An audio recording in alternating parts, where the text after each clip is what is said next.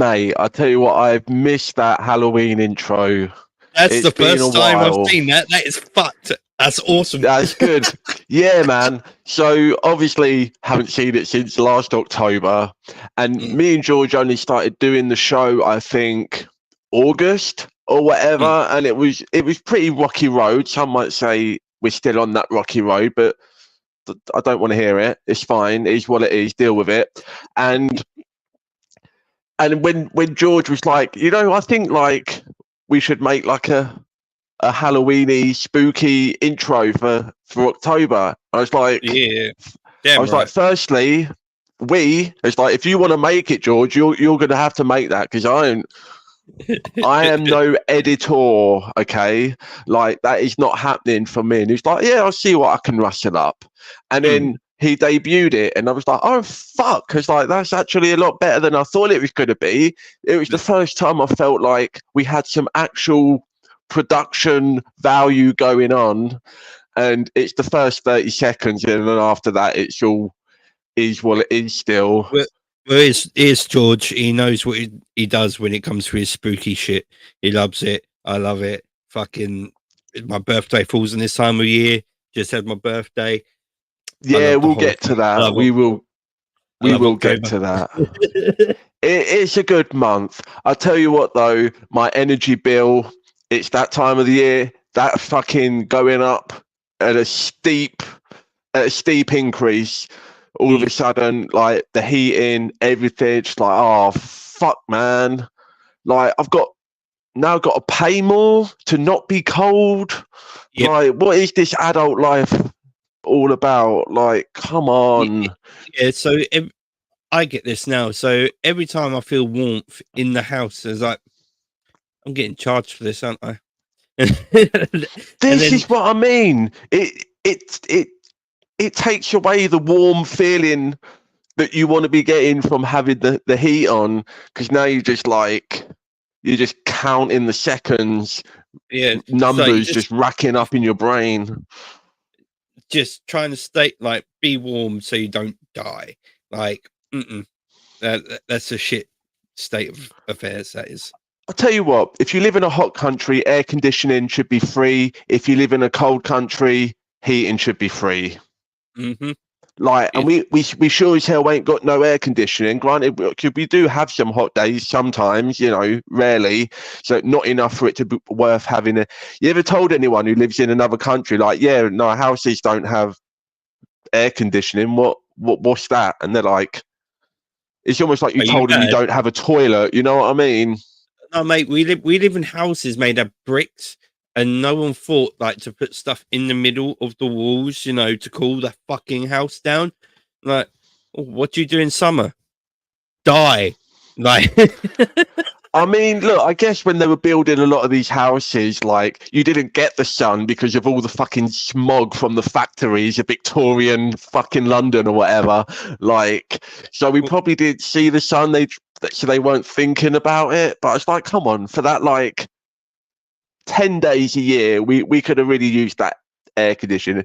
But I wouldn't moan about it. Come on, give us some kind of inclusive heating system in place. Come on. Come on. In them free air. Why is it an MP gets 2 heated houses and I can't even have 1 heated room? Like, come on. I don't want to get political. I don't want to do it.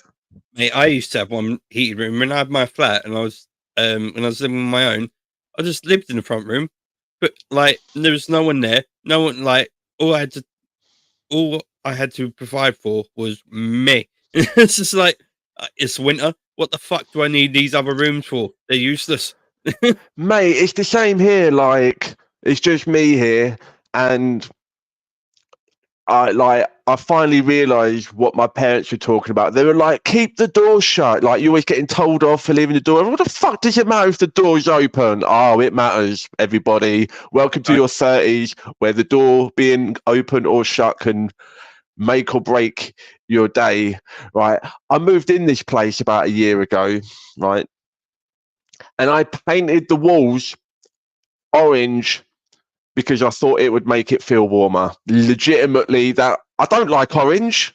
I don't want orange walls. I'm living in a tangerine. Like, what is this fucking chocolate factory? I'm gonna start licking it. Like, no, I want it. I want a nice, normal fucking grey or something, you know. But no, I was like, it is literally so cold. I'm painting my living room orange, and maybe that will trick my brain and save me on the energy bill. And I'll tell you what, it did work a little bit. Having said that, I didn't have any carpet when I moved in here either, so that was brutal. You know, bare walls, bare floor. End of October. Nice. I had no couch. I'm like sitting on a box in a box. You know, I'm sitting on a box like, in a box. I might as well have been fucking Lara Croft's butler, mate. You know what I mean? In Tomb Raider 2. Like, just put me in there, shut the door. You know, that's one door you don't want shut when you're in there anyway. Anyway, moving on, right. So before we got some stuff coming up. We've been waiting for like 3 weeks to talk about The Substance. It's been out a little while now. It's not exactly the biggest movie of the year or of the month even, but we're excited to talk about that. We've got a couple of trailers, little bit of news, couple of TV shows that George hasn't seen. He is on his way, by the way. Talking about moving, George has just moved, and apparently he couldn't move fast enough, and he's going to be on a little bit of a delay. Fucking attitude, didn't you? He's just dragging stuff around. I'll tell you what, you can't see it here, but there's a fucking electric piano behind my couch that he dragged here last week. Okay. You know, so I guess he just had to make space for all those podcasts he's not showing up for. Fuck's sake. You're like, shut up, you prick. It's fine. No, it's fine. Honestly, it's fine. He'll be here soon, hopefully. No pressure, which is fine because he hasn't seen Agatha all along. He hasn't seen Rings of Power, so we can probably get a little bit of natter about those in. Oh, I can fit in Rings of Power for you. I'm sure you're gonna. Fucking bad. Because I haven't seen it. But hold on, because I want to clear the air first. All right, I just want to. It's spooky season. I don't want any bad juju floating around in this room or between me and you, McManus. See, McManus loves to wrestle. He loves your wrestling. He loves to wrestle, or at least watch it. He's always in the group chat, so excited. Roman Reigns, this, Cody Rhodes, that, whatever it is, what's going on. It's all good. I'm sure it's all great. All right. I am a Cody guy, baby, and I'm fucking always proud like, of it. That's great. You're talking about that the same way I talk about like fried chicken, whatever. You love it. It makes you feel good. I'm happy for you, but never have a lot to say, right? I know a little bit, but I try and like engage a little bit. So then last week, I keep hearing about this Vince McMahon documentary on Netflix. I'm like, I don't know why. Yeah. I've got the urge to watch this. I'm going to check it out. 6 parts. I watched it in like 2 nights. And it's fine. And I was so excited, McManus. I was like, I'm going to tell McManus that I've watched the Vince documentary. We're going to have so much to say about it. He knows everything. I know nothing. Right? I'm like, McManus, I watched the Vince documentary. I'm almost finished. Second night. And he's like, well, actually, there's not much in there that us wrestling fans don't already know. It's like they've just pre-packaged it for the common man of the audience, you know, for the layman, if you will, and it's all just packaged into a neat little Netflix bow and a box. And I'm just like, fuck you, we won't talk about it then. Oh fucking hell! I'm so sorry. I'm sorry. No, it's fine. Yeah, it's fine. See, interrupting. Here, in comes the kid with the steel chair. Yeah, and that's my son. It's fine. But no, Yeah. I will give it to you though. Like after finishing it, I was like, yeah, this is a bit. Even as somebody who doesn't know anything, I'm like, it's pretty shallow. Like it seems like they're scratching the surface of like the bad shit and the weird shit. Like because it's all like he's involved in it. Obviously, half the people there are still being paid by him. Yeah. Like.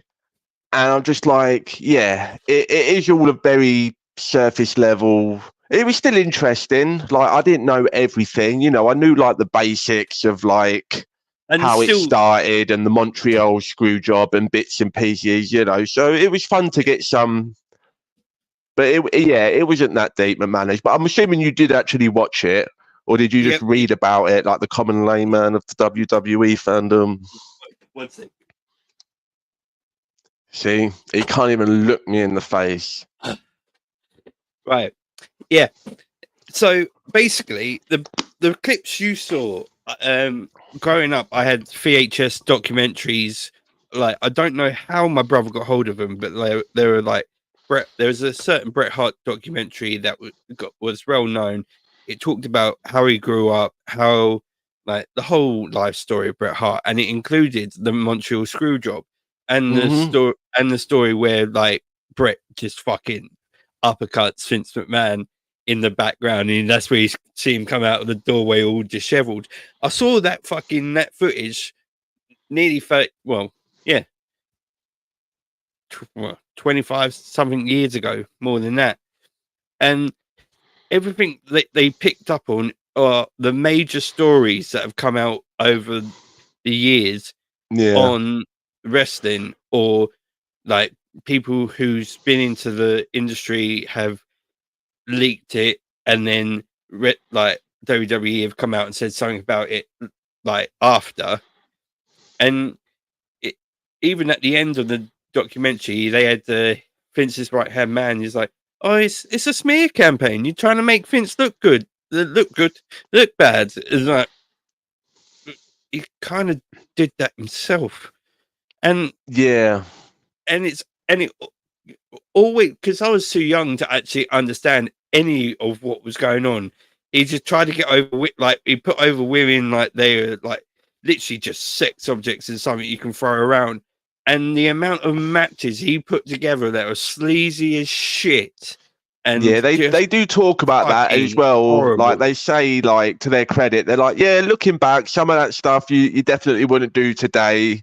And you know, it is what it is. You know, a lot of our audience would want to see that stuff, so we give them what they want. Like, you know, it's a business at the end of the day. When you got Stratus going, just like not saying what she has on her mind, but just going around the question just slightly. They're like, yeah, we get it. It was a little bit much. And we will admit that putting her on a dog leash and making her bark in the ring was probably a step too far. It's like, yeah, it fucking was. The fucking Vince McMahon Kiss My Ass Club. He would actually pull down his trousers and make wrestlers kiss his fucking ass on live TV. And they're like, maybe his personality is like bleeds into. I was like, of course, that's exactly what he wants. There's everything that you're seeing is literally his fucking crazy fucking male fantasies gone wild and manifested into the real. Of course, like this is what I mean. Like everyone was like tiptoeing around it. It's like, oh well, he was always like a father figure to me. Yeah, I guarantee you, every one of them fucking performers he was screaming at in the locker room, calling them all sorts of shit on a regular basis. Like, so yeah, like angry 50s dad, not like, you know, progressive, like, nice millennial dad. It was like, in my point of view, like I said on one of the first podcasts I did with you guys, I said he was like kind of like the grandfather figure of like wrestling, because growing up that's what he was. And then it's just over time, and you grow up and you're like, oh, he really was a fucking demon. Like, well, of course, like he built the whole thing, and when a man has that much power over that many people, it's never going to end well. And the last thing I'll say about this is they start talking about like the steroid controversy, right? And they got all the talking heads, all your favourite people, most of your favourite people. They got Stone Cold and The Rock and Triple H and, you know, The Undertaker, who seems like a big fucking man bitch, by the way, on camera in real life. Anyway, right? And they're talking to them all about the steroids, and they're all saying the same stuff. Like, oh, yeah, we was aware that there were guys buying steroids on the backhand in the locker room. It's like, what do you mean there were guys buying? You were the guys. They were the fucking guys. Not one of them says like, yeah, I was buying the fucking roids. Like every single one of these motherfuckers, every single one of them is probably still doing it now. You don't look like that in your fucking 50s. Yeah, there's a story of this doctor who like wasn't even a doctor. He came into the fucking. He would come into the locker room. You know, one of them actual doctor's bags that would have everything for like bandages and everything. Like one of the big fucking leather fucking bags that would have everything in to strap someone up if they were fucked. Nah, it's got. Apparently, he came in. Nothing a doctor would need, but it's full to the brim of files of fucking heads, and I was like, wow. Yeah, man, comes in like Johnny Depp in Sleepy Hollow. He's got the fucking goggles and the goggles and the goggles and the fucking weird fucking contraptions and everything. But literally, like, yeah, they could have gone a little bit more. They could have been a bit more candid. And I guess it was tricky because, like I say, all the, you know, it wasn't made from like a third party. Like it was like made with everyone involved. Plus, it's on Netflix, which have just bought the thing, so they can't make it look too bad, but they did just enough fucking scandalous shit to make it seem like Vince was trying to fucking buy it back off him, wasn't he? And then he did like 4 days after he did it came out, he wrote some bullshit fucking statement, and then he goes at the end of it, just to remind you, there are two sides to every story. So fucking yeah, it's wild, man. And like the fact that like everything in his life is just like, we're gonna make a storyline out of this. Like your daughter's like getting married, make a story. You're getting sued by another company, work it into the story. You're buying out another company, work it into the story. It's like this guy is, say what you want, that man committed to the fucking business, for better or worse. He was committed to the business, committed to the bit. Yeah, let me put a webcam in your wedding. We'll earn money. Get fucked. Like it's like even when somebody dies on stage, keep doing the show. Don't fucking stop. It's like, they didn't see it, right? No, it's fine. They didn't see it. The lights were dim. Let's just carry on. Oh, okay. Game. No pedigree to pride. Yeah, do it. We'll get ratings. Absolutely lunatic. Like, he's a fascinating character, and like, there's no documentary. You're never going to get like dig all the way in. You're never going to know all of that stuff. He's never going to come out and, you know, there's certain things that he'll just never. How far does a certain company like? Well, you can be that company who just brings out a documentary, one, because you'll never fucking make anything ever again, because like the WWE will sue you into the fucking ground. Oh, mate, yeah, it would be like if you talked about everything that was going on, that would no doubt that'd be like Endgame for both the WWE and the company that makes the movie. Like, yeah, I even explained why like the four Sean and Triple H broke kayfabe, and that's all you know is like, oh, should we go into kayfabe? No one goes into fucking kayfabe, mate. We don't come out of kayfabe, son. Like but Vince, like I don't think he even knew where the line was anymore. It basically felt like a fucking paste and copy of what everyone knows. If you're into wrestling, you already knew this, and it's just for it. It felt like Netflix went, look what this fucker is. Look. If you don't know, he's a bad person. And no, I can get it. Like, if you're a fan, then all of this stuff is like, it's like the 101 stuff. It's like every time, like, I read, I used to read like a book about like Marvel and the creation of Marvel, or you'd watch when I'm like a teenager and I'd see they got a documentary on Sky about like the origins of Marvel, and you're like, this is so cool. I can't believe, like, we're getting like a comic book thing like on TV. This was before it was, everywhere. And then you'd sit down to watch it, and then it'd just be Stan Lee for the 10,000th time, like, yeah, I saw a spider on the wall and I thought that'd be a cool guy, and we're gonna make him a teenager with problems. And it's just like, yeah, I get it. Like, I've heard this fucking story like 10,000 times. You don't know if he's white, black, or purple. You don't know what color he is underneath, and that's big. It could be me under there, I fucking hope it was Stan. Yeah, like, like every time it's just the same old fucking story. So I get that it's like, it's the same kind of thing. Just to finish it off, it also felt like they went, how fucking far can we go without Vince personally suing us? Which he is now. But it's like, oh, we've only got a couple of people suing us, not an army. That's cool. He sold the company to them, and now he's going to sue them just to get even more money out of it. It's crazy. But again, dedicated. Say what you want, like, dedicated to the dollar. Like, beyond all else. It didn't sell the company to Netflix. He sold the streaming. They did. WWE did it's not fucking Vince anymore. They just did a 10-year deal for streaming rights, which is going to make someone a lot of fucking money. Yeah, looking forward to seeing how that goes, because Netflix haven't always had the best track record when they've tried to do live stuff before. Let's say, apparently, it came out that news came out the other day. All a person will need apparently is just a Netflix subscription, or the ad-free Netflix subscription. There will be no plus or monthly costs. It's like bollocks. I call bollocks on that. I'm gonna wait for this bitch to go right up.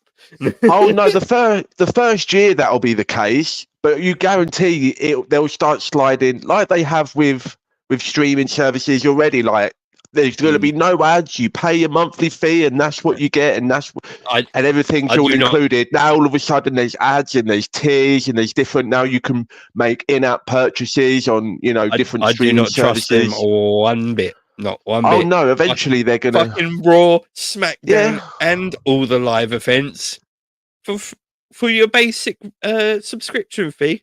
Yeah, bollocks. Maybe for the first year, and then it'll be like, but there's some bonus content if you want to get like the WWE Plus package, and then the following year it'll be like, no, now you just get like the regular matches, and you've got to pay for Monday Night Raw. I will get your WWE Plus package if you send me one of your fucking belts. You've got hundreds of thousands of them. Send me a belt. Fuck off. Like, mate, it's gonna happen. But anyway, quickly before, give me your belt. Give me all the belts, right? I remember looking at wrestling as a kid. I'm like, why are they belts? They don't have any trouser loops in their trousers to hold the, like, what, some big ass jeans. The symbolism of the whole thing just went right over my head. But anyway, it's not a belt; it's a cummerbund. So talking about things that went over my head, and this probably would have gone over my head if I had watched it, but Rings of Power finished up, and from what I understand, pretty lame season 1, and then season 2, everyone's like, no, we be cooking. It looks like there's been a vast improvement. I don't know if it's helped the ratings that much. I think the ratings did climb up a little bit, but because I think they started out pretty bad, because most people seemed pretty tapped out after season 1. They're like, yeah, this ain't no Lord of the Rings that I want to watch. I'm pretty much done. But then I think the word of mouth was good, and I do think people come back to it. Not enough for me to come back and watch season 1, knowing that it's going to be a slog, just so I can watch a hopefully improved season 2. But you watched it, McManus. You watched season 1. You watched season 2. Mm-hmm. How did it? How was the finish? Fucking finish, mate. That's where all the budget went. Right. All in the last episode, was it? Oh, I would not like to see the receipt for that episode. Yeah, is that where the Balrog is in it? Yes. Yeah. That you showed me a clip of that, and it looked pretty good, for a TV Balrog. I think this like, granted, it was 20 fucking years ago, and even that Balrog shit me up as a kid. Like, but this one was just more fucking like smoke and shadow, but a lot of well done flame. Like, you can see the insides of his horns were on fucking fire, for fuck's sake. And they're always fuck, mate. And Durin just goes like, Durin's dad goes running at the bastard, just like, boom. Balrog's flaming sword explodes. Durin is atomized, and then they just got the Balrog going, and everything fucking caves in on the bastard. It's like, what a fucking way to die! Like, do they know it's in there when they go in there? Because in Lord of the Rings, they know it's in there, or at least Gandalf knows that it's in there, and he's like, yeah, it probably be fine, and then acting all surprised when he's getting dragged down into the abyss or whatever. Like, that was in there. Don't fucking cry to me about run, you fools, fly, whatever it is you're saying. No, you fucking set us up for this. You got us attached to you, Gandalf, as hobbits. We love you. You're our friend, and you took us in there knowing that you're going to fight a fucking demon and die in front of us. No, and we could have just fucking walked around. Just so that you know, from this time to that, from literally Gandalf knowing that there is actually a Balrog in there. Oh, this is like thousands of years, right? Yeah, close, yeah. And it word, it's real. Like the dwarfs see it, it fucking goes down. Whoever survives, word spreads to myth, and then it's like, there's a Balrog over there. Don't ever go there. Like, okay, yeah, we'll never go there. Balrog, cool. Fuck, we gotta go Moria. Just fucking tape it off, mate. Just get some black and yellow tape round that thing. Just fucking, this is off limits. I don't care where your quest needs to go. Just go over the mountain, go round the mountain, fly an eagle, whatever you're gonna do. Just leave it alone. Why are we doing this? One thing, of course, because I like all things dark side. Sorry. Of course, one of my favorites. I know people have shat on this guy, like the character of him, and I personally I like it. Charlie Vickers, who plays Sauron, right? Yeah. It took people to like, is that Sauron? Is that Sauron? It's like, me and my mate John Clark, we watched the first season together. Like, I would put on Facebook, I'm watching this. It's like, not without me, you prick. Right, when you were starting it, I was like, I'm starting it right now. Right, 3, 2, 1. And we'd actually sit there and watch the first season, and we're pondering like who it is, and it's Hellbrand. I'm like, yeah, it's definitely Hellbrand. He's too much of he's a snidey bastard. He's got some secrets. It was like, turns out it was. Mate, I have no idea who any of these people are. I know who John is, though. Haven't seen that fucker in years. But anyway, I'm assuming, I mean, that's a fairly common name. There could be like 10,000 of those, but I'm pretty sure I know who you're talking about. Yeah. So, I'll tell you what, tell him I said hello and see if he knows who I am. He might do. Yeah. So, Gandalf shows up. Is that right in the finale? Is this how Gandalf finds out that the Balrog is this like his first encounter, and that's how he knows what's in there when we do get to Lord of the Rings? No. Nope.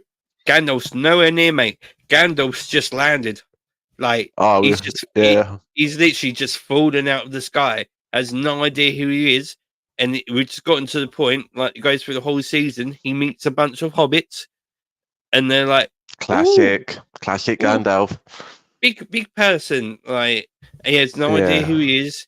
He has no idea about his power or what he is, because hitting the fucking planet that hard will give you a fucking concussion. So is that's not like the origin of Gandalf? He's been around before, he just doesn't remember. No, this is the origin. This is where this is the origin. This is like so what Gandalf just drops out of the sky like fucking Mr. Bean. Yeah, it's when he just and he's just already like a middle-aged man or whatever. Is he an old man, middle-aged? What is he? Is he young? Yeah, middle-aged, old. All right. And then you meet. You'll have to do some. I don't know if you know about him, but do some research about Tom Bombadil. I know he's a fan favorite character. I know that everyone was pissed that he weren't in the movies, and everyone was excited that he was going to be in this. And apparently, he was pretty good. Lived up to the expectations. Oh, fuck yeah! He's so mysterious. He's chubby, big bushy beard, and I can see why you like him. He talks like that, and he's like, I've been around before the first acorn. It's like, wow, ain't that some fucking cryptic shit? Like, and he just he talks I'm all older wizardry. than the concept of trees themselves. Yes, basically, lunacy. He's been here before grass. Like he's standing in the desert. It's like, this whole place was a forest before. It's like, oh mate, just stop talking. You're a brilliant character already. But it turns out, it's the guy who's been in a lot of the old fucking 007 James Bond movies back in like the 2000s. Like it's Judi Dench. Judi Dench. You know the bold. Judi Dench's right hand man, the bold guy. Right, yeah. Oh, he's actually pretty close. Not bad. Right. I mean, physically close, like in terms of like they work together, not as in he looks like Judi Dench. So if you think like probably does by now, actually. Take it as Sauron's is the epitome of evil, yeah. Tom Bombadil, bad bloke, is the epitome of good. Like that's wholesome. He's so good. Like anything evil that just gets near him, just. We need more characters like that, because like you'd think like trying to do like Lord of the Rings or something Lord of the Rings adjacent now, it'd be like, no, everyone's got to be like dark with an edge, you know, because like all those memes about like the hobbits being gay and everyone loving supper too much and all this shit is like, I think like society's like progressed too much now. Like you probably like, you know, repressed homosexual tendencies with a fucking overeating food habit. Like you can't just be wholesome anymore. So I'm glad that they managed to like keep some of that, some of that good stuff in. Yeah, and it's say if Tom Bombadil grabbed the Ring of Power, he'd just grab it and laugh at it.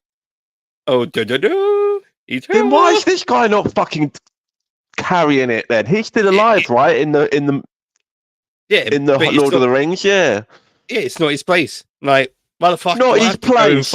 You're the antithesis of the evil Dark Lord Sauron. You fucking, if anyone's place, it's your place, Tom. No, he basically is like, I'm too happy and good for that bullshit. That's your problem. Oh, well, you'd be good and happy when Middle Earth is destroyed.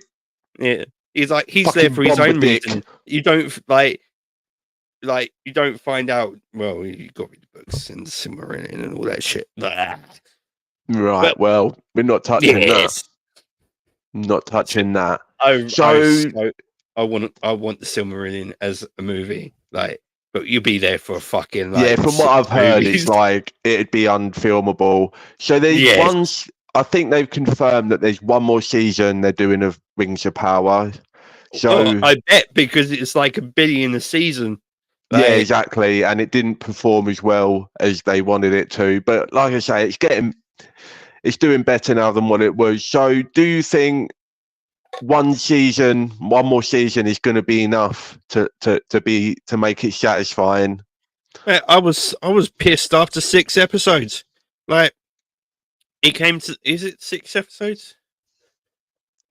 I think it's 6 or 8. 8. No, season 2, episode 8. Yeah. Well, that's just me being greedy then. But yeah, you got to the 8th episode and went, huh? No more. Final episode. Ah! No. But one more going to be enough, though. Another 8 episodes to do the story that they're telling. Depends how they do it, but because then where's the middle in between that and what's coming? Like, it's... I'm sure they will do other Lord of the Rings shows. Like, they've got the IP now. They're probably going to do more with it. There's going to be more movies and stuff as well coming out. So I think it'll be stupid to not try and capitalize on, striking while the iron is hot. I just think it'll probably be a different show, a different story, something that costs a little bit less, and all that kind of stuff.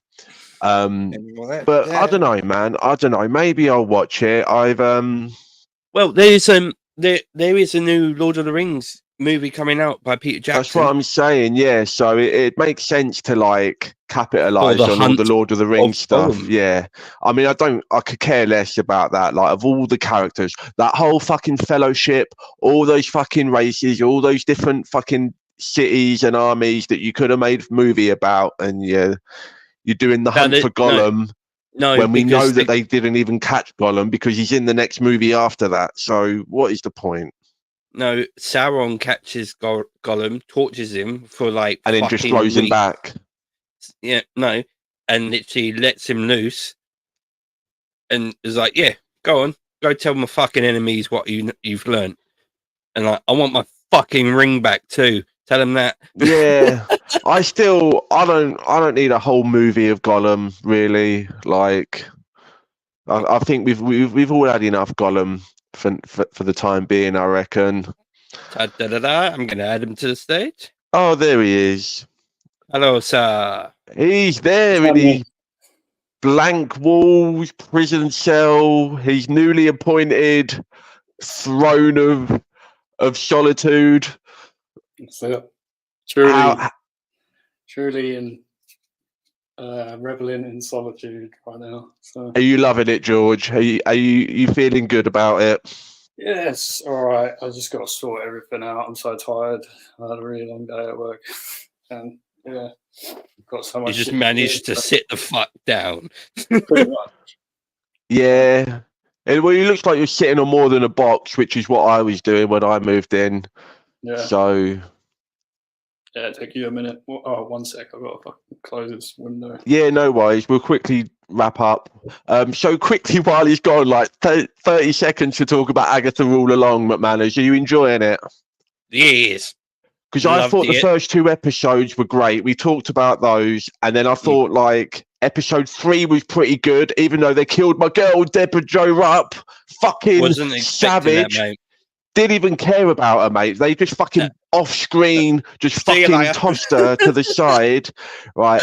I thought episode 3 was really good. They did like that. It was like Alice in Wonderland meets Shaw.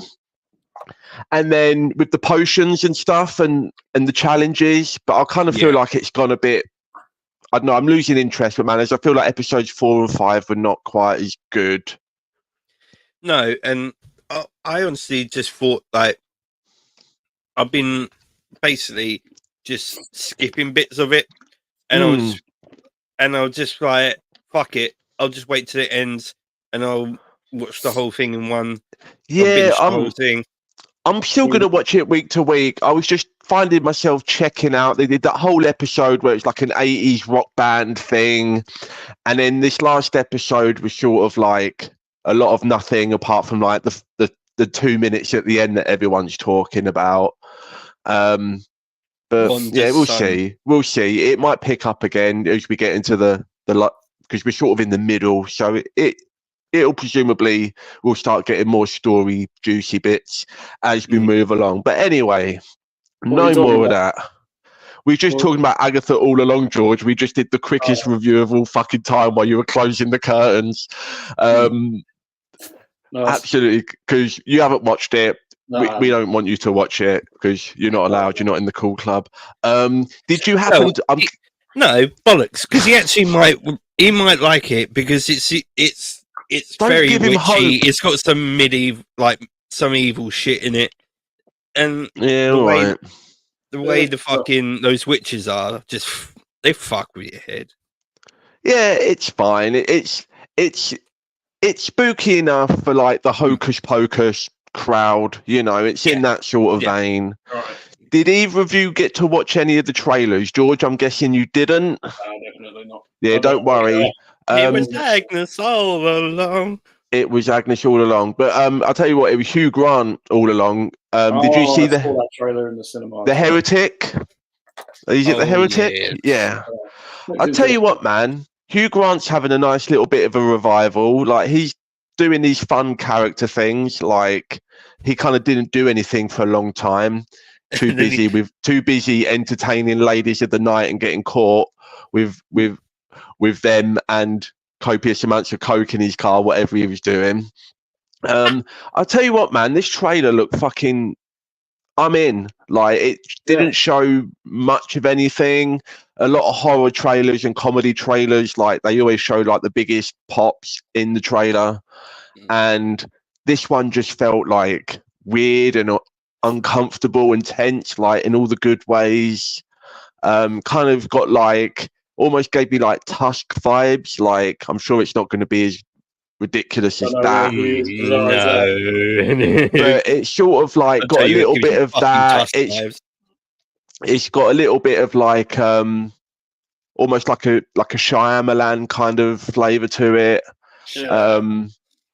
So yeah, are you both interested?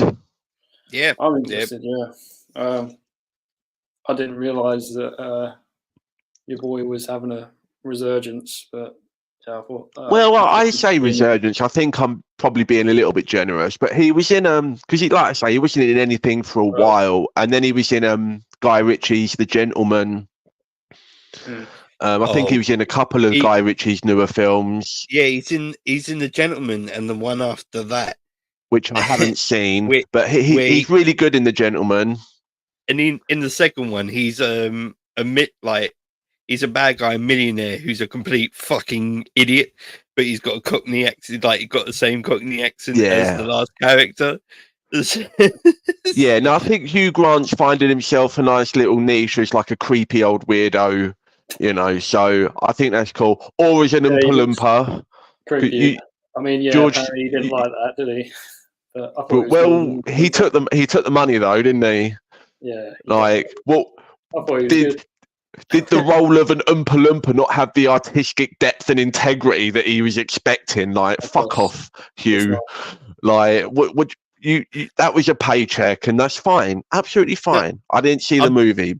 I think he was on I think he was on Graham Norton the other night. Sorry, George. I think he was on Graham Norton the other night, and Graham was just like trying to ask him questions, and he was just leaning back there like, you. He's just like, he just seems so bothered by every question. He just doesn't want to be pressed, I don't think.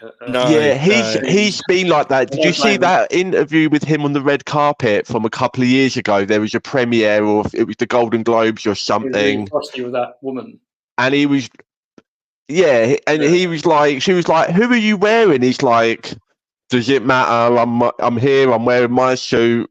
Whatever." And it's like, well, yeah. I think he's very like offish, but I think it's in a self-aware kind of way. I don't think he cares much about anything. He probably doesn't even need to have a resurgence or work at all. He's got all that Bridget Jones money. I'm sure he's pretty comfortable. Yeah, and wasn't he the villain in Paddington as well? Yes. Okay, me I neither. used to But love yes, Paddington when I was a kid. But mate, people love those Paddington movies. Even in that Nicolas Cage movie, they talk about how much I they love was just about Paddington. to bring that up. the Marmite Paddington 2. sandwiches. Get fucked, man. Yeah, It was made it me a better man. it's the unbearable weight in it, a massive talent, and he's like, Yeah. Paddington 2 is the greatest sequel of all time. It's like, really, Nick, really? I still haven't seen that, to be fair. Okay, that's fun. That's fun. There's a lot of Cage out there. I have not. Yeah. Yeah, no, do you know the premises of it? Yeah, I remember seeing a trailer for it. Yeah, I think we talked about it on this, didn't we? Yeah. Fucking drug dealer that just hires Nicolas Cage. Yeah, it's not as great as. It's good. It's good. Like it's not quite as good as it. Like I think maybe the premise could have been, but it's a decent movie. Yeah, I tell you what's not going to live up to the premise, though. Sorry, can I just ask a question quickly before just Yeah. to go off your seg? But the Heretic, do you know when it's out? Good question, George. I'm sure all our viewers are dying to get all their news from us. Hang on, November the 8th. All right, yeah. Obviously, it's an A24 movie. Yeah, that's what I was going to say. So steer you off course. So no, it's absolutely fine. You know what? You couldn't steer me on course any better, because if you want to steer on a course, you want Steamboat Willie, mate. That's who you want.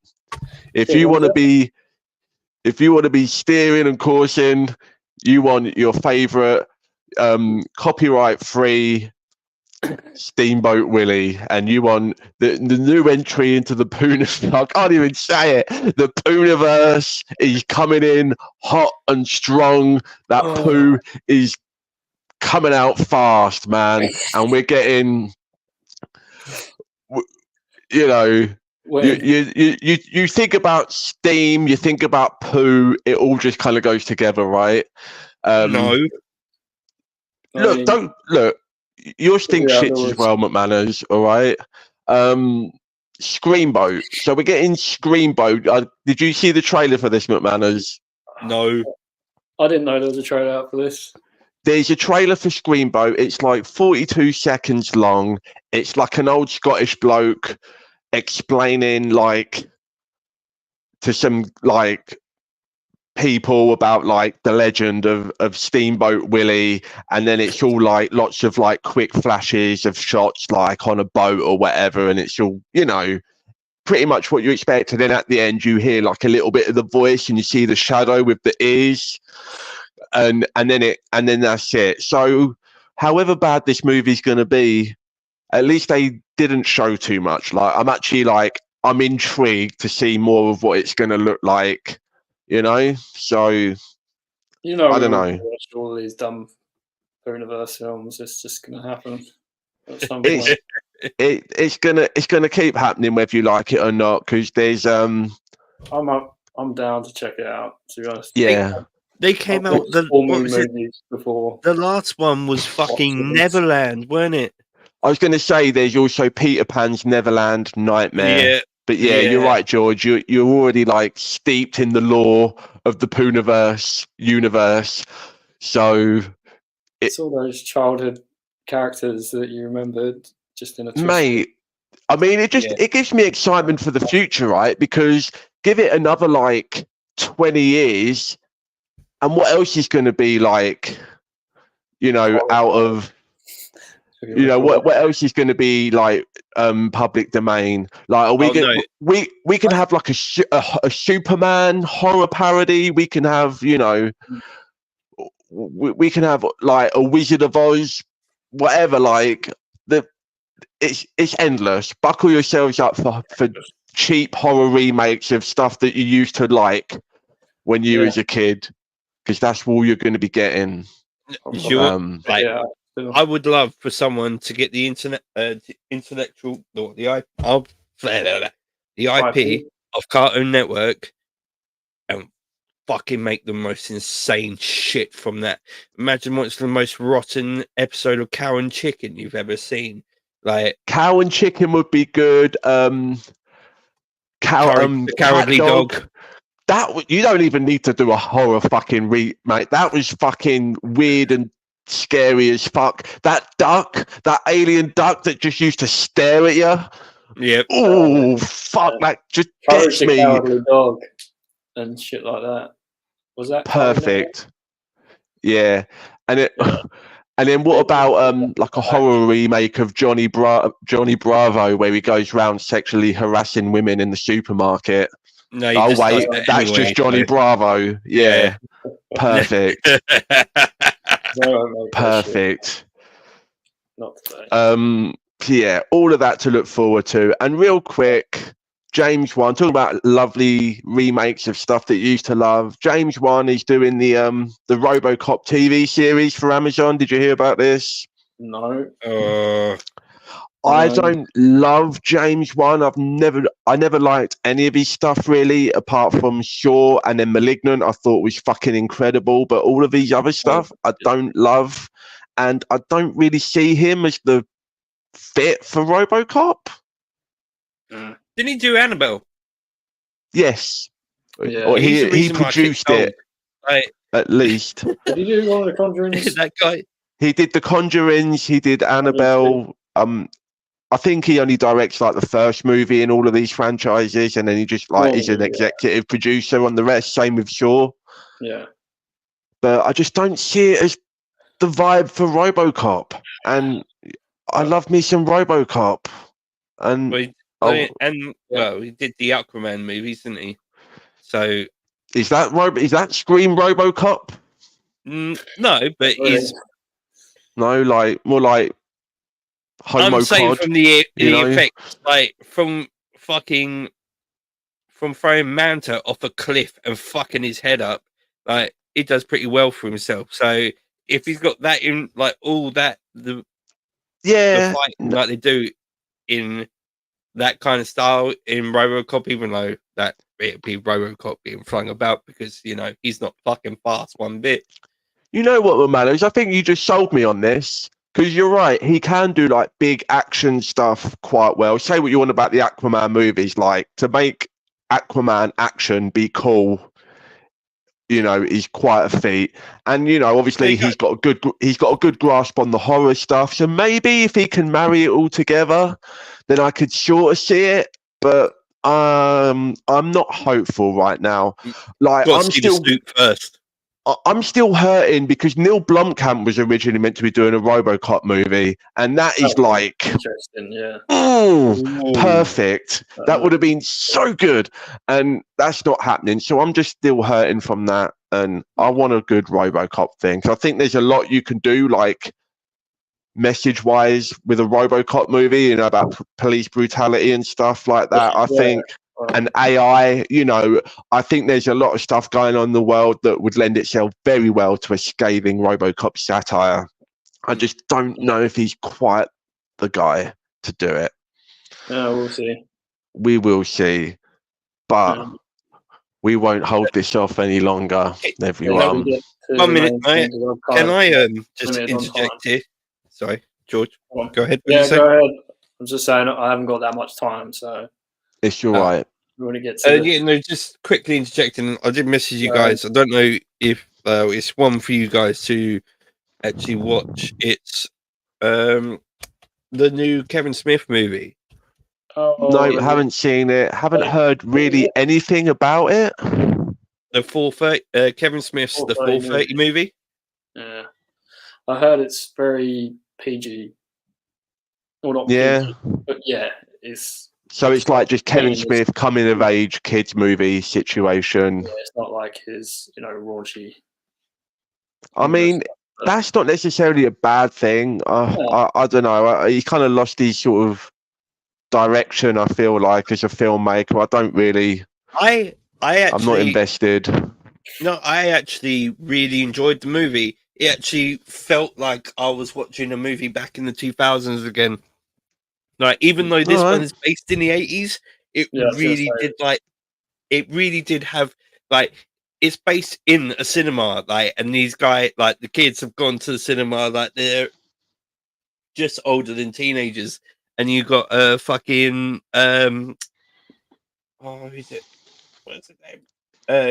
Ken Jeong, who's the like fucking manager of the fucking cinema. He's just making their life a living fucking hell. It's just like he's just awkward as shit in this movie as well. But it's I'll watch it, like but the late 80s. Yeah. Well, yeah, of course, because that's when he was a teenager going to the movies and shit. Pretty sure I heard. Sorry, no, go on. I was saying I watched some little thing with him recently, and he said he shot the film in that theater that he bought in his hometown or near his hometown. Oh, is that the theater he bought? Yeah, he said basically the decor hadn't changed since the 80s, so he basically kept it the same. Oh, that's cool. I tell you what, I was watching earlier today, actually. I was watching Kevin Smith on Theo Von's podcast. Oh, was he on that? Yeah, and I think Theo Von's funny, but I don't watch his stuff. But I thought if I'm gonna like watch his stuff, I was like, here's a good one for me to get on board with. Theo Von called being vegan. He said it's like being gay in the stomach. What? Wow, this quote is a fucking. And I just thought that was just the funniest fucking Theo Von. The dumb thing, definitely. Like he plays like the dumb hit.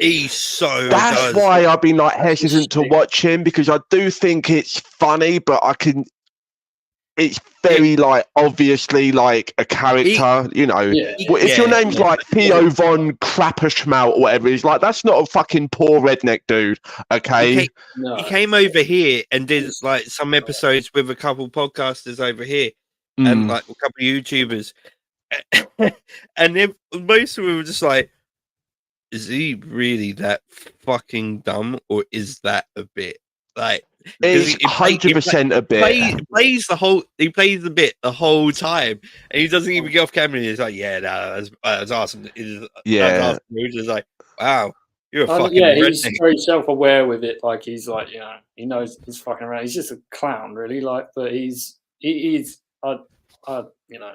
It's a one-note bit. He is good at it, but I'm just like, it's just a little bit too much. I don't know. Yeah, just I see through it a bit too much to just like fully engage with him, like as a you know, not serious, but like as a legitimate sort of like podcast person. Not that like we know anything about legitimate podcast people, but or even like as a comedian, it's just like it's just one character the whole time. It's like, anyway, it's funny.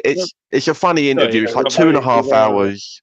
If you guys aren't gonna go watch it, I'm gonna tell you what happens at the end, because don't tell us. We'll watch it. We'll watch it. Yeah, and also we need to move, McManus. We need to go into the main event. I am so fucking excited. Been waiting 3 weeks to talk about this film. Shit. We don't. Well, I think the film's been out 3 weeks. I think I saw it 2 weeks ago. But either way, I saw it on the 1st of October actually, because I'm doing the 31 for 31 thing. Oh, sweet, yeah. So I can watch a film and draw. There we go. See, dedicated to the cause, everyone. He's just rushing in and then he's rushing back off so he can eyeball more shit to talk about next time.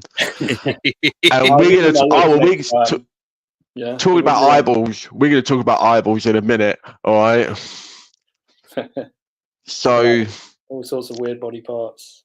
All sorts. So been hearing a lot of stuff about this movie all year. Like done really well at festival shows and stuff. Demi Moore putting in a performance of a career. Up and coming filmmaker, I want to say Coraline Fargiart, who, if I'm saying that correctly, did a movie a couple of years ago called Revenge. Yeah, I know the pronunciation was kind of funny, but that's how it's spelled. So, you know, I'm not saying a slur, okay? In French, maybe. So yeah. Demi Moore, who's never been like, maybe it's a generational thing, never been like my favorite actress. You know, I kind of missed, you know, if you're like if you're like a teenager in the 80s, you probably love Demi Moore, right? But I've never seen her really do anything that's like blown me away completely, or slightly. But for some reason, I just heard about this movie. I heard it was crazy. I heard it was like elevated horror. You know, this is a film that will gross you out and also could maybe like win Academy Awards. It's like, okay, I'm intrigued. I heard it was like a body swap, body horror kind of situation. That is all I knew. I didn't watch any trailers. I didn't read any more than that. And tell you what, we get into this fucking film. Actually, before we get into this fucking film, how much did you two know about it before you went in? George, you start. I saw the trailer early July. Was it July or August? We had like 4 horror films released, or 4 new horror. There was a bunch. I mean, and yeah, we probably mentioned this film because we did a couple of like up and coming where we talked about like horror films, and you did a couple of segments where you said about stuff that was coming up. But go on. Yeah, that's what I was going to say. I saw the trailer once or twice, and yeah, I was intrigued the first time I saw the trailer. McManus, what was your did you hear about this just from us, or was you aware of this anyway? Yeah, no, I heard this. Sorry, I heard, yeah, I know. Oh, yeah, perfect. There's so many shots. Oh, we're going to talk about this. So many, but no, it's all right. It's exciting. I was like, well, you guys saying you've never seen anything Demi Moore or anything like that.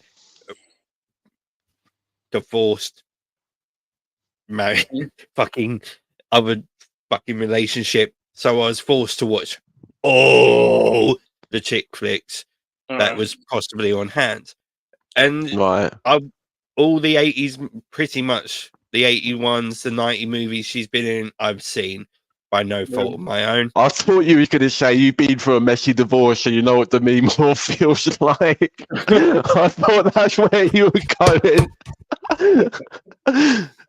Not that far. It was Bruce Willis and Ashton Kutcher. Yeah, it's a whole thing. Yeah. But anyway, McManus, you love Demi Moore so much, you forced all your ex-wives to watch Demi Moore movies. Yes, that's the way it sounds, isn't it? That's the way it fucking sounds. Jesus. It was one crazy summer with McManus and his first wife. There we go. There we go. Yeah. After you force your third wife to watch striptease, you should know that you're the problem. You know what I mean?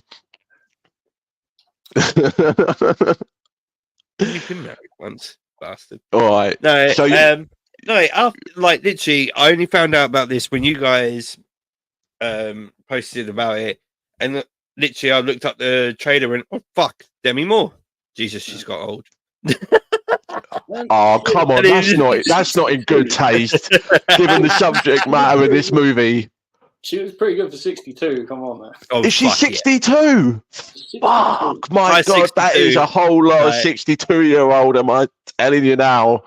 Yeah. Anyway, yeah.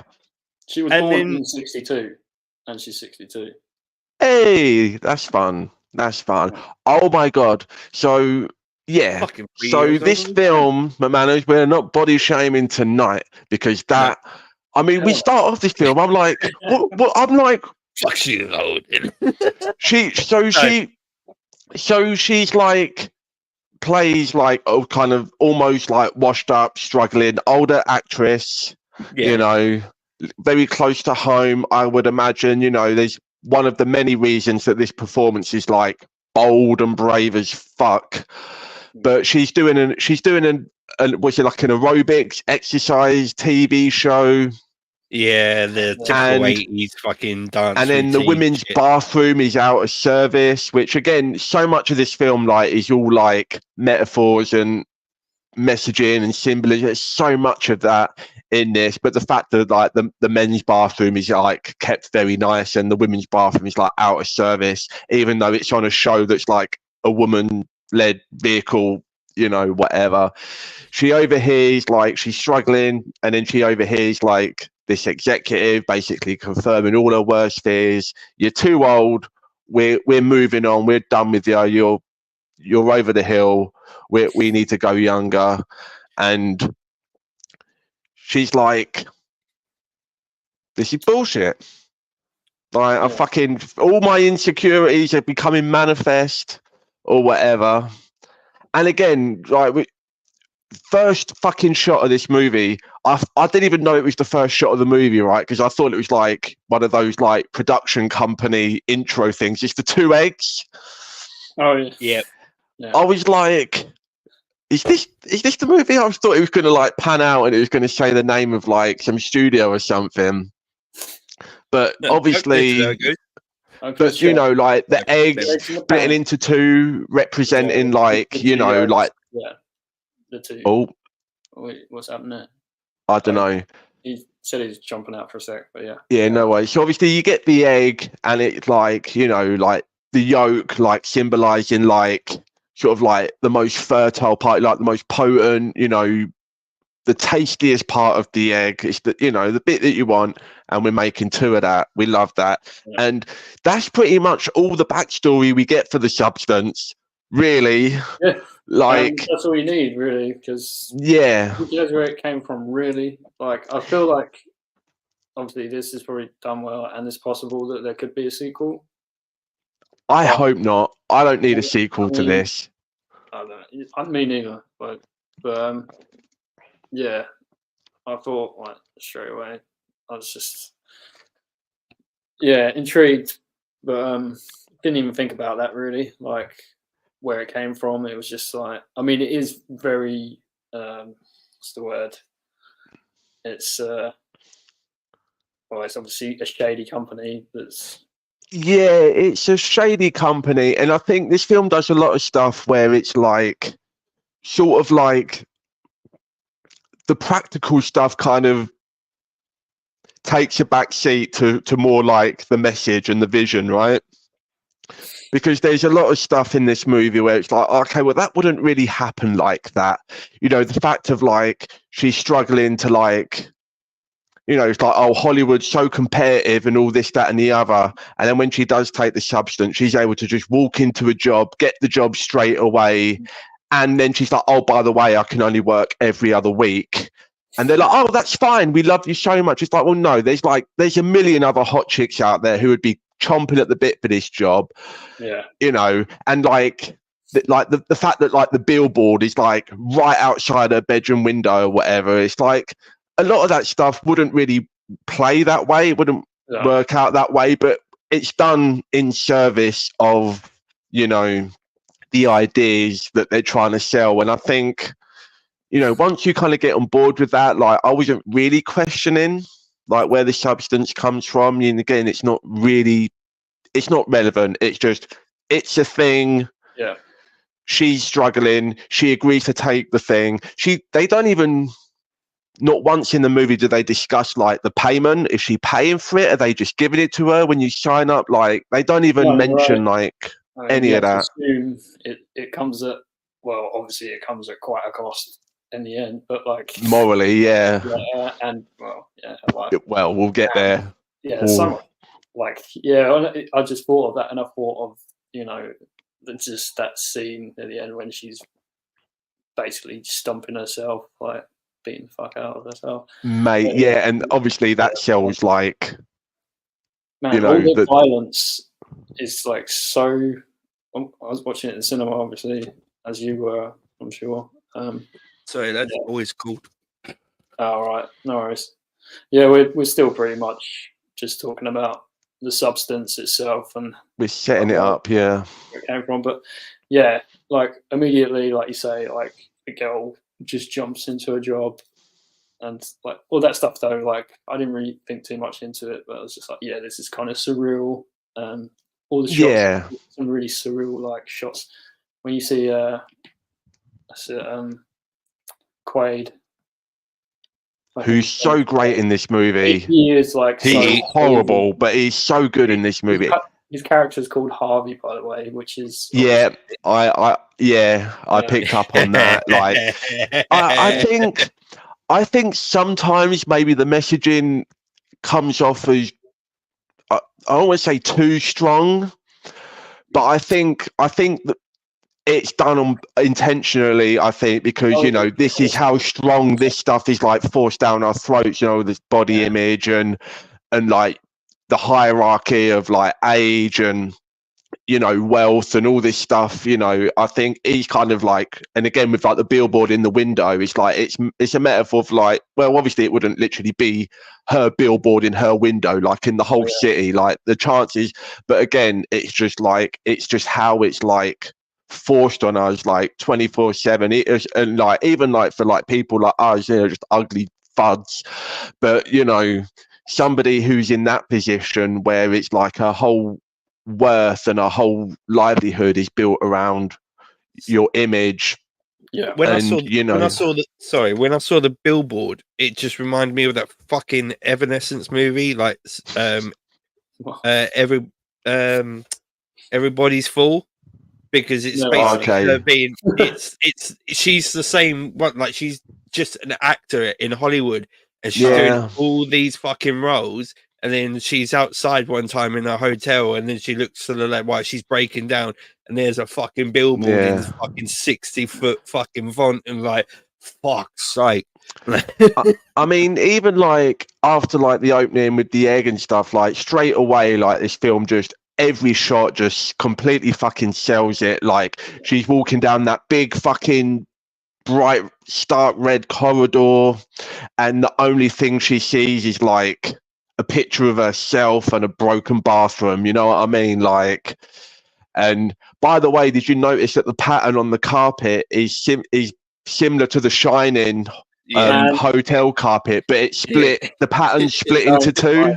Because this is the only gripe I have this film, and I'll get there, but wait. Anyway. What, you didn't like the carpet? Is that your gripe? It wasn't a pattern. I loved that but this is a thing, and I'll say it right. Yeah, fuck it. I'll just say Go on. They grip a shot from The Shining, which everyone's fucking done now. Like a little bit, yeah. No, they totally took that undershot when Jack's in the fucking freezer room or whatever. And I was just like, that.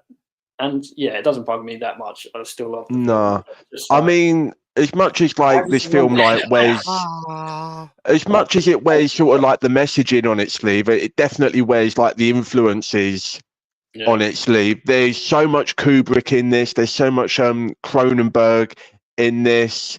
There's like in every shot. There's just it's Jekyll and Hyde. It's King Kong. Like. Every era of like horror is like worked into this. Oh, the substance itself kind of looks like the reanimator fluid. I don't know if you. Could be reanimator fluid again. It could be Jekyll and Hyde fluid, whatever he called his stuff. Go on, sorry. It was just a thing with the fucking packages and the syringes and the color, and it's just that thing. Like they just. I love that. Yeah, like because that served multiple purposes these days as well. Like if you get a subscription to like I don't know, fucking some sort of face cream or serum or some shit like that. Yeah, it's like the packaging and the whole like when she goes to first pick it up or order it or pick up from that sketchy fucking. Oh, that bugged me a little bit. Trope as well. It's like I would not go in there. I would not go in there, and I'm not the most like upstanding citizen. I've been in some seedy places in my life, right? And I would not go in there. Again, like with the realism thing, it's like I don't really buy, because from what little information she has, like no price, no source, not a lot of information, doesn't even really fully explain in the video what the substance actually does. It kind of gives you a rough idea of what to expect. I didn't know what to expect. I thought it was just going to make her look younger. That's what I thought this movie was going to be. So wrong, right? And then it's like, would she, like this big, like famous rich lady, like that's risky business. You don't want to be going in there. But again, I think it more just speaks to like the depths at which people are willing to sink in order to like stay relevant, stay beautiful, stay young, and all of this kind of stuff. So again, it's you're sacrificing that realism for much more of like, you know, hitting these points home, whatever. But to speak to what you were saying, McManus, about the packaging, thought that was really clever because it did multiple things. Because one, it explains to you how it works. Everything is like just labeled like, you know, food, injector, activator, whatever. Like everything's just big fucking bold black font, and it labels it, but also obviously it kind of fits in with the theme, and again it heightens that sense of like surrealism about it. But also it means that we don't need to explain it as much. We don't need to go into the nitty gritty of how it all works. We're just going to literally one word answers, like this is all you need to know. And yeah, so I thought it was just going to be she was going to inject herself with some stuff, it was going to make her younger, then a week later she's back to normal, then she has to keep going, get more, and that was until it kind of spirals, and that was going to be the movie. Yeah. So she gets the juice, she takes it home. If you don't like needles, by the way, do not watch this movie. There's a lot of close-up, long, drawn-out needle stuff going. It's both injecting, stitching. Oh man, the pus when it gets all pussy. When it's I'm pretty tolerant of that, like of gross shit, right? Because I work with you two, so even I struggled. Sorry, that was just right there. Even I struggled when she had, and I'm jumping a little bit ahead, but when she had to like push it in even harder to break through the pus because she'd been using it so much, I was like, no, don't like that. But first time she uses it, she gets it home, she just rips open the packaging like you would, like when you get like a new face cream, you're like, I want to pull it on straight away so it starts working quicker, right? And then like, just like, oh, that was a bust, nothing happens. Vroom. And just want to take a moment to talk about the fucking the sound. The sound in this movie is fucking superb. The score, the score is done by somebody, some sort of electronic music artist called Rafferty. Is incredible. The way the sound design is used to like, with the echoing of the halls and the corridors and the dance music when they're in the studio, when she's got the nosebleeds and the head pulsing and all that kind of stuff, like everything was like perfectly executed as much as I think like as it was with the visuals as well. Like all of that stuff works so in tandem, which is why I think you can get away with like being like derivative of other stuff, and like doing, even like playing off of stuff that we've seen other things like play off of before. But I think if you're going to reference Kubrick and Cronenberg and like 50s Universal horror, like Nosferatu, there's some Nosferatu in this. Like if you're going to reference all that stuff and kind of just be like fine, then I think then those references bring it down. But I think when you're executing everything so fucking superbly on all the other fronts, I think it kind of gives you more of that leeway to get away with that stuff, because it is being done with love. You can see how that stuff is like influenced this. It's not just like, oh, we're gonna do a Kubrick reference because Kubrick references are cool. It's like, no, this person loves this shit and they're doing it like with just as much like artistry and like fervor as the original things were done. But she injects herself, and my surprise, everyone, she does not become a younger person. She gives birth to herself out of her back. Rips open. It's fine. And out comes a new, younger, hotter version of herself. Played by Margaret Qualley, who I just want to say, I don't necessarily think is a hotter version. I don't want to objectify, but I think this is in a good spirit. But room one, what is her name? Elizabeth, and room 2, Sue, right? I'll see you later, Sue. Elizabeth, here we go. Just want to say that. What was that? That was not that it defines their worth. I just think, like, I don't know. I think what I'm trying to say is that I really felt for like the pathos of like Demi Moore, and like a lot of people talked about that scene where she's getting ready for the date, right? And she's putting her makeup on, and she's like, "Oh, that's not enough." Then she puts more on. She's like, "Oh, that's too much." And then and eventually just fuck it. Yeah, she's. I'm not ashamed to say I've been, less lipstick, but I've been in the same situation, like many times. Getting ready for a day. Oh, that one bit of hair. If I didn't have that little sticky uppy bit, or if I didn't have that blemish on my nose, or if I didn't have that, then everything would be fine. And it's like it wouldn't. It doesn't matter. Like, and it just felt so frustrated for her. Like, you didn't need to do any of this, but like you say, George, once you get the face cream, you start using the face cream. You've got to keep using the fucking face cream now. You know what I mean? Like, sorry, just like I don't want to. I need to speed it up a little bit. Sorry, but yeah, basically, from you do feel so much for her. Like, I get like what you say completely with the pathos. But I thought it was interesting with the way everything was shot and shaped. It was just like playing on the polar opposite, and like all the reflections. Tried to make it captured all the youth and like all the arse shots and all the nudity. It's just like more sort of what I'm saying is I mean there were so many fucking like arse shots. And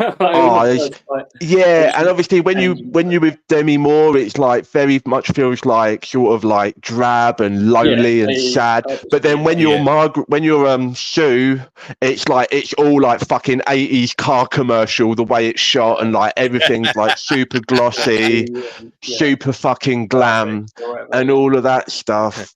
I'm Sue. So then. Oh, and I'll tell you what's not glossy and not glam. One of the worst things, all the body horror in this movie, worst fucking shot of this movie is Dennis Quaid eating shrimp. Oh, fucking, I am done. Cannot be doing it. But even that is like, it's the metaphor of like how you suck the life out of one, then you move on to the next one. It's like the shrimp are like the actresses in Hollywood. Like visual storytelling. There's everything is just completely fucking layered with all of that, and we're moving at a reasonable pace for most of this movie, sort of like this show, George, and then it starts picking up, right?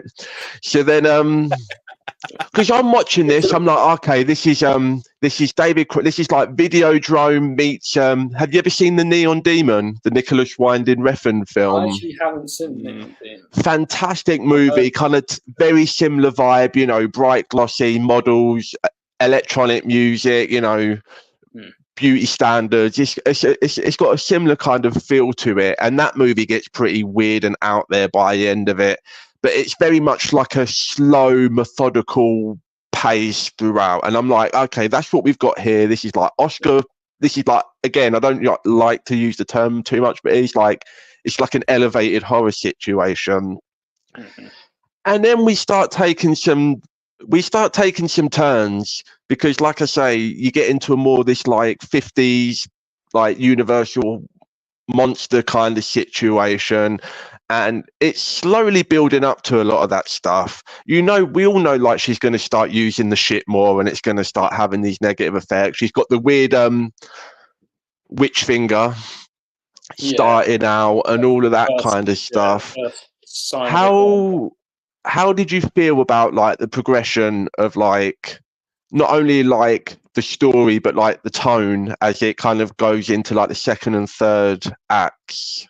Well, I mean? Was it too crazy of a turn, or was you on board?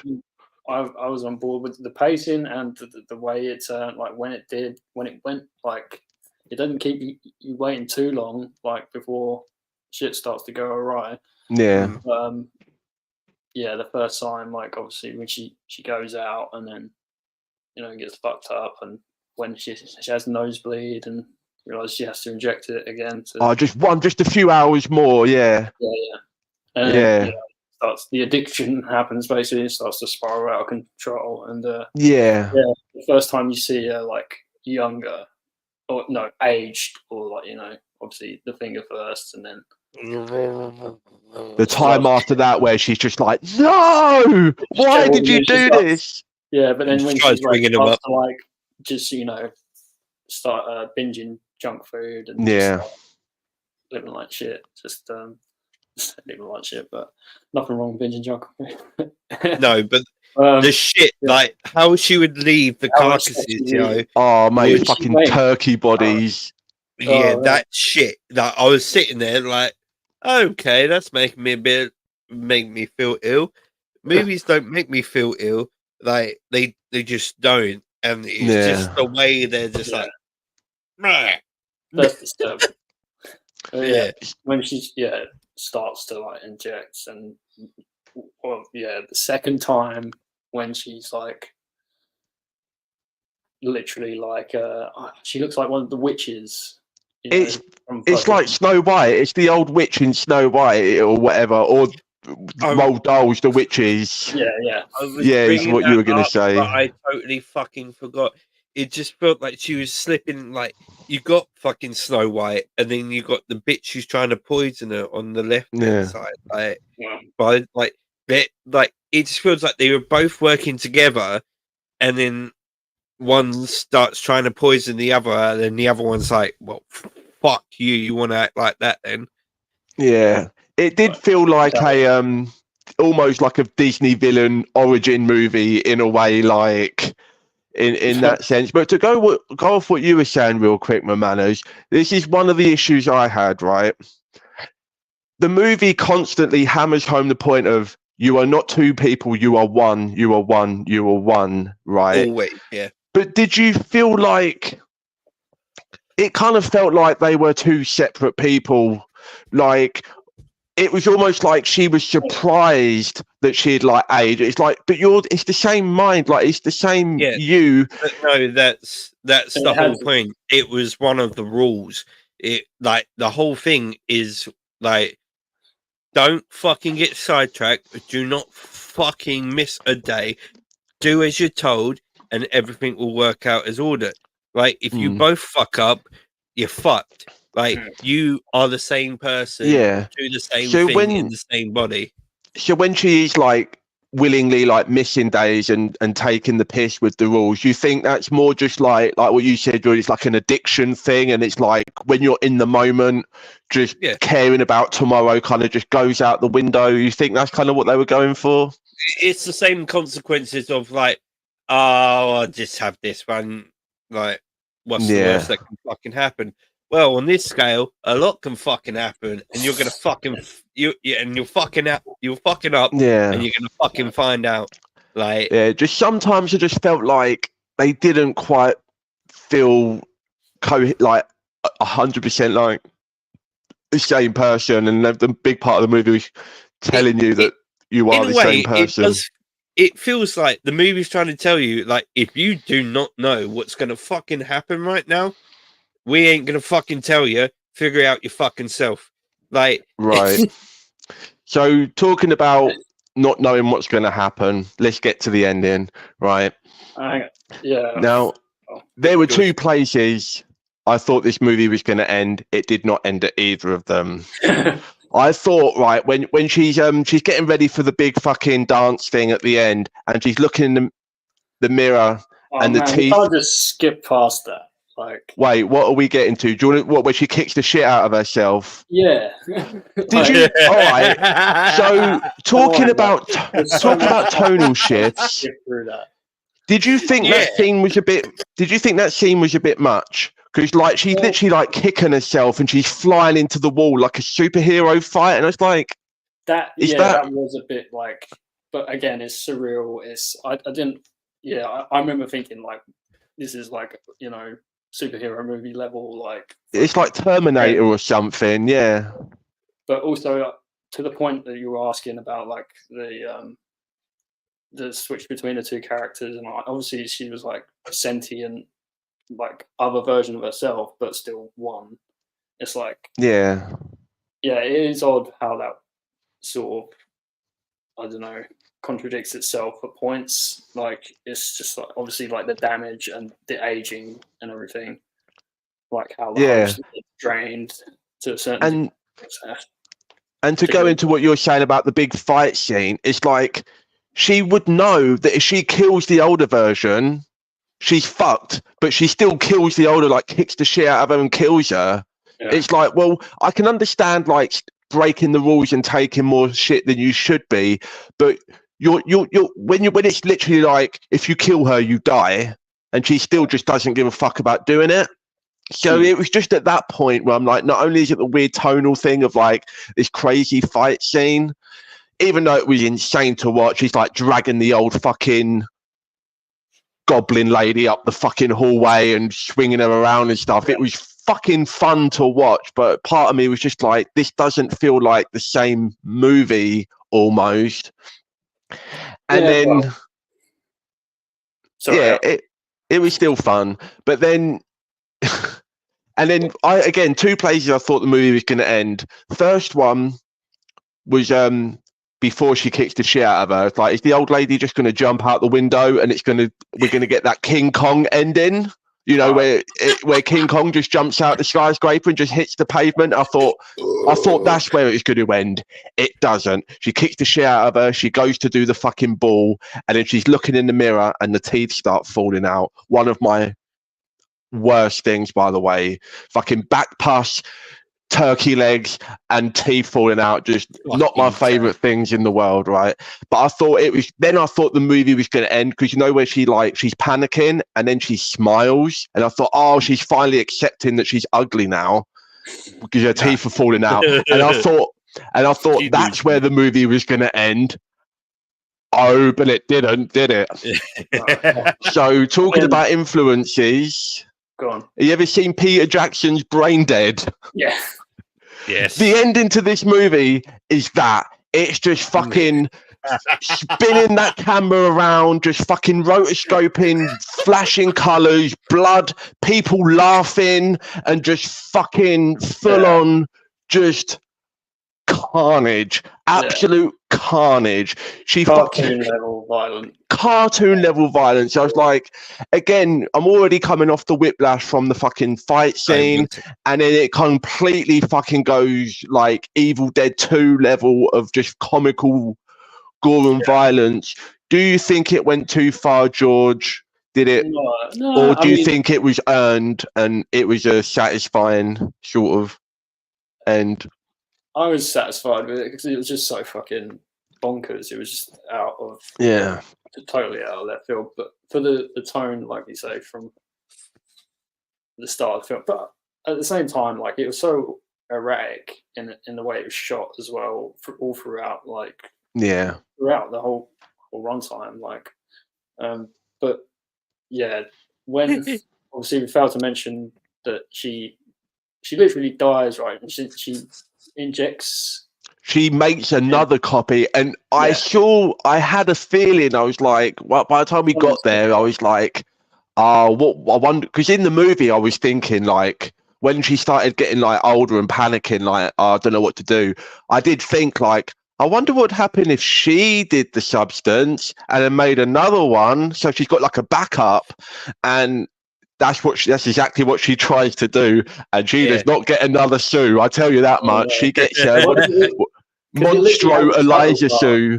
Yeah, that was it. Sorry, Monstro Elijah Sue, and it's like, okay, you've just completely you just inbred yourself now to you've just beyond oblivion, right? And now that's the part that made me reminded me of fucking Tusk. Yeah, there's a little bit of that. I'll tell you what, one of my favorite feel of the fucking absurd monster. Yeah. One of my favourite moments this whole movie is where she's looking in the mirror. She's like, I'm still going to go to the fucking ball. Like, I'm still going. And she picks up the earrings. Charger. Oh, yeah. She picks up the earrings and she just looks and she's like, and she just sort of sticks them in, just like, that'll do. Oh, and then she gets the fucking hair curler. She's got like one hair, and she's just like desperately trying to curl the one hair. She's like, "Yeah, I'm beautiful." Like the fucking delusion, and like just the desperation, and it just made me so sad because I think about like how many times do you see like celebrities on red carpets and stuff, and they've had way too much plastic surgery, and you're like, how do they think that looks good? How do they go out thinking that looks better than what they would have looked like before? And then when you watch this movie, like you've been on that journey, and you're like, okay, well, it's just desperation. And once you've gone to a certain point, you can't go back. So your only hope is to just fucking keep putting stuff on stuff and hope that it covers up the imperfections, even though now the imperfections are so blown out of proportion, so obvious, and you literally staple a picture of your old face onto your fucking monster face. And it's literally like, like, you know, when you see like these aging like starlets and, you know, Hollywood types, men is just as bad. Like obviously, like Sly Stallone is a bit, you know, and his mum, plastic looking now. And I mean, you look at his wife and fucking Jesus. When people start to look like cats, you know.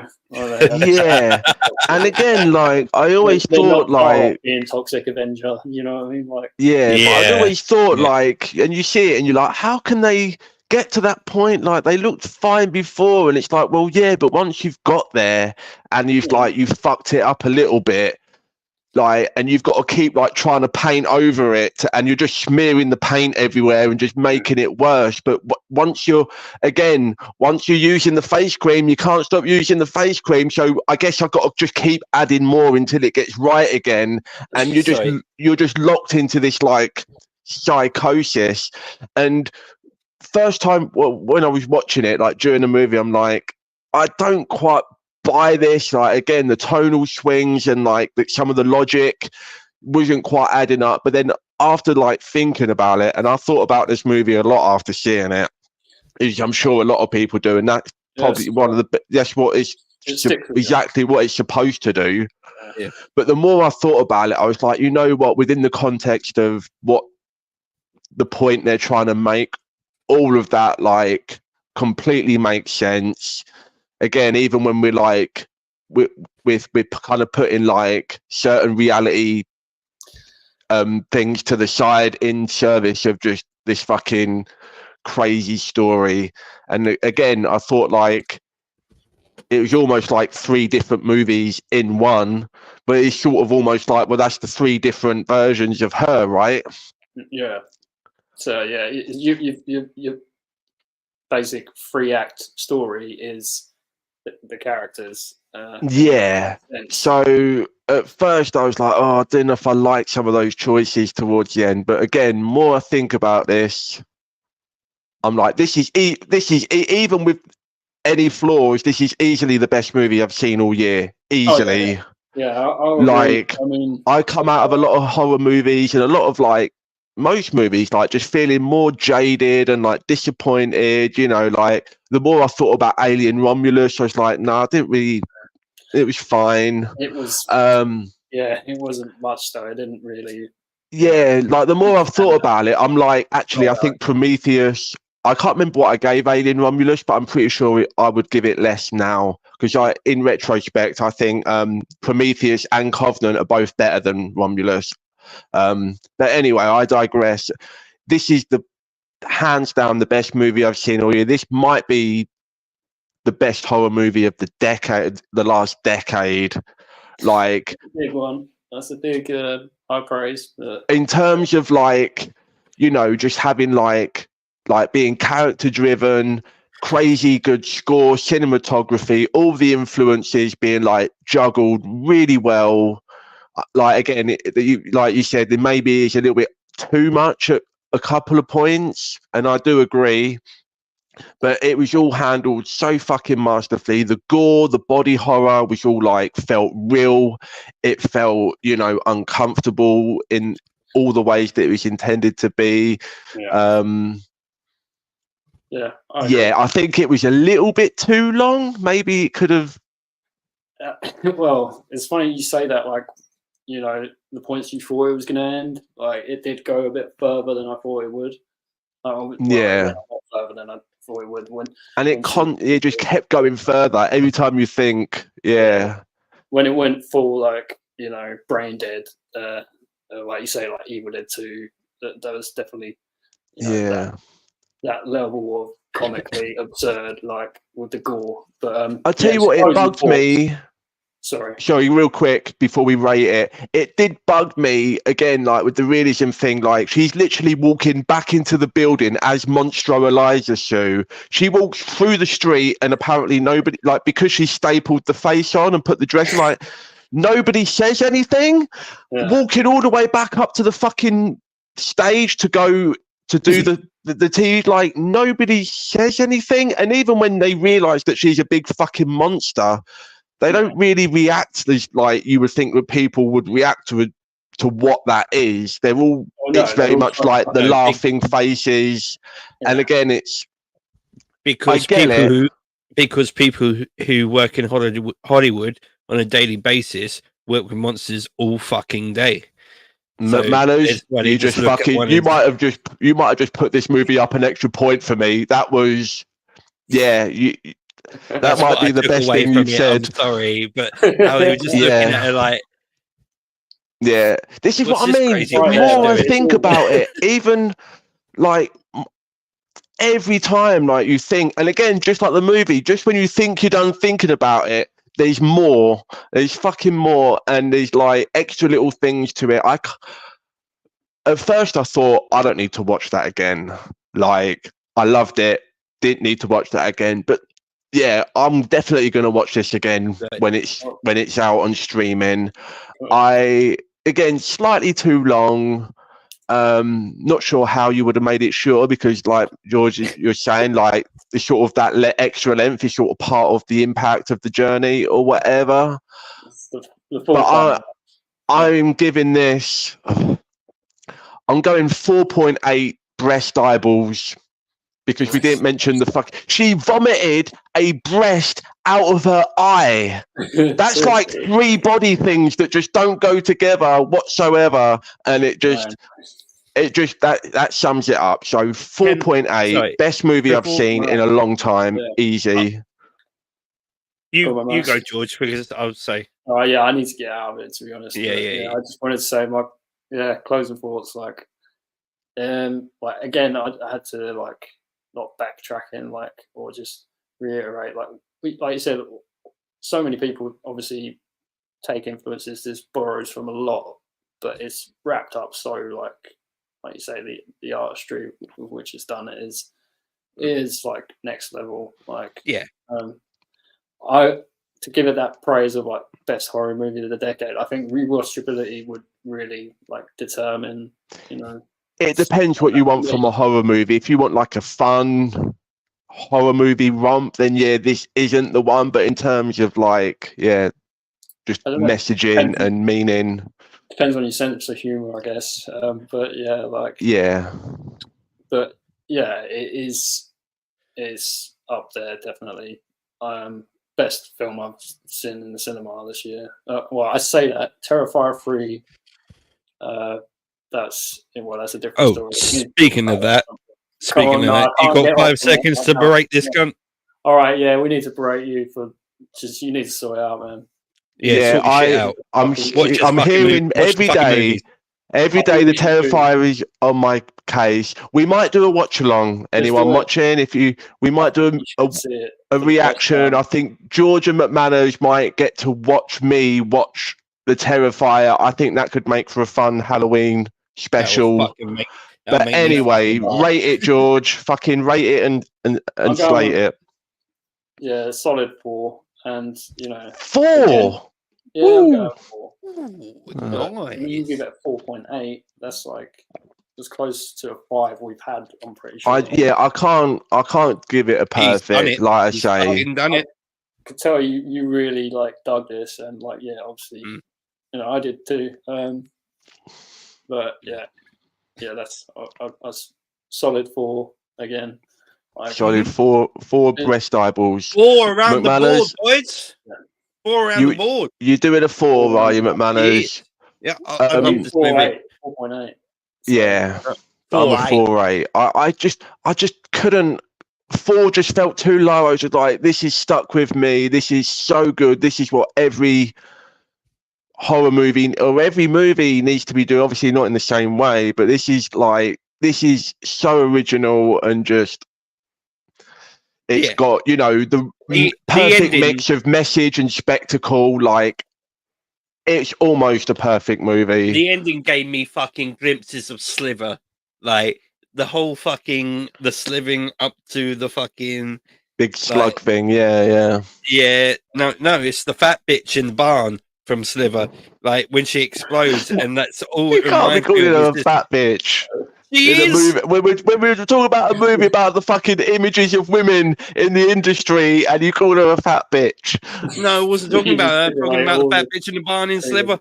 No, to be fair, she is like a pulsating slug monster, so I'll allow it. All it just reminds me of is like from Sliver, like the body's exploded, and like what's left of her body just slivers up to a star, and then disintegrates. Like, oh yeah. Again, a little on the nose, but how else was you going to wrap that movie up? After all the crazy shit, it kind of gets a little bit quiet again, and she goes back to the star and looks up at the stars. It's like, again, it's moments like that. It's like, it's a little bit too much, but yeah, just absolutely. One thing quickly. When the gore scene happened, when they covered the entire audience with blood, I'd like to know that Dennis Quaid had no fucking idea that was going to happen. I hope so. I'm sure I did. Because I think Dennis Quaid is probably a lot closer than that character than he'd like to admit in real life. But anyway, we're getting out. Go check out George's band, Necromorph. Always. Give McManus a belated happy birthday in the comments if you're watching this. And give a like, give a subscribe, all the love. Tell us what you thought of The Substance. Is it the best movie of the year? Is it the best horror movie of the decade? I want to know. We want to know. See everyone. Go watch fucking Terrifier 3. Yeah. I might. Long coming soon. All right, peace.